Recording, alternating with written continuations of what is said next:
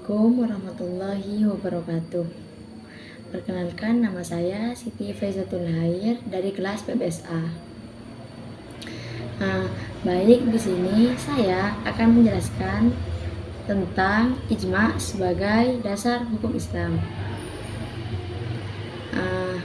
Ijma adalah kesepakatan para mujtahid muslim pada suatu masa tertentu setelah Rasulullah SAW wafat terhadap permasalahan hukum syara pada suatu peristiwa.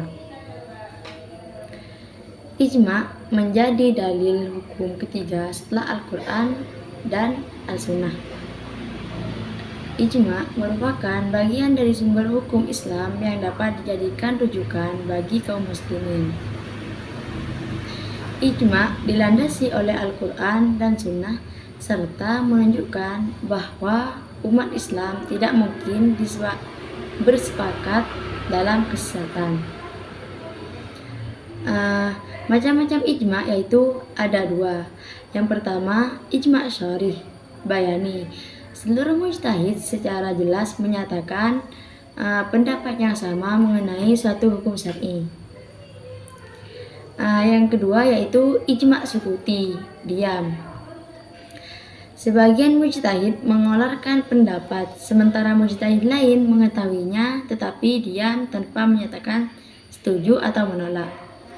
Selanjutnya yaitu rukun ijma ada 4. Yang pertama dilakukan oleh beberapa mujtahid, dan yang kedua melibatkan seluruh mujtahid yang ada, dan yang ketiga kesepakatan dinyatakan secara tegas, dan yang keempat kesepakatan harus bulat.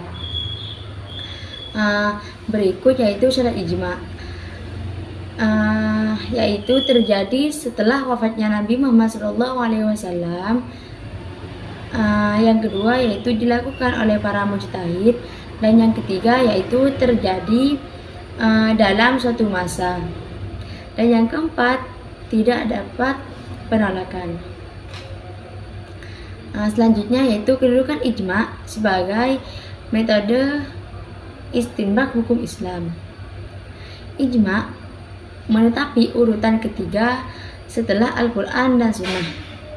Ijma memiliki kehujahan yang kuat dan berfungsi menjaga kesatuan umat serta memberikan kepastian hukum. Penerapan ijma dalam penetapan hukum Islam, ijma diterapkan dalam bidang ibadah dan muamalah.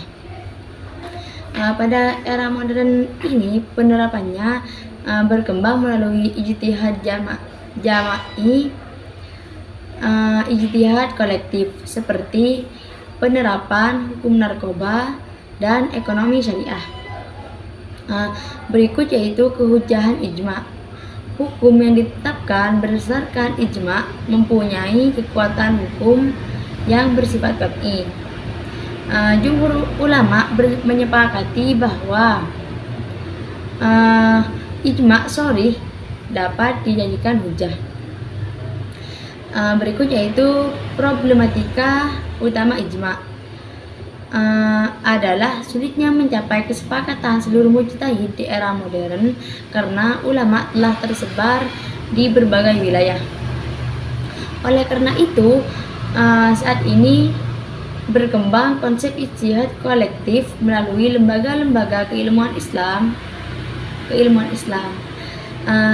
Berikut hadis tentang ijma. La tatama'u umati ala dolalatin, yang artinya yaitu umatku tidak akan bersepakat di atas kesesatan.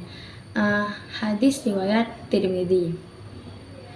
Jadi kesimpulannya yaitu ijma merupakan salah satu metode istinbat hukum Islam yang memiliki kedudukan penting setelah Al-Quran dan Sunnah. Ijma berperan dalam menjaga kesatuan umat, memberikan kepastian hukum, serta membantu menjawab persoalan baru sesuai perkembangan zaman. Baik, itulah materi dari saya. Kurang lebihnya saya mohon maaf. Wallahul muwaffiq ila aqwamit thoriq. Assalamualaikum warahmatullahi wabarakatuh.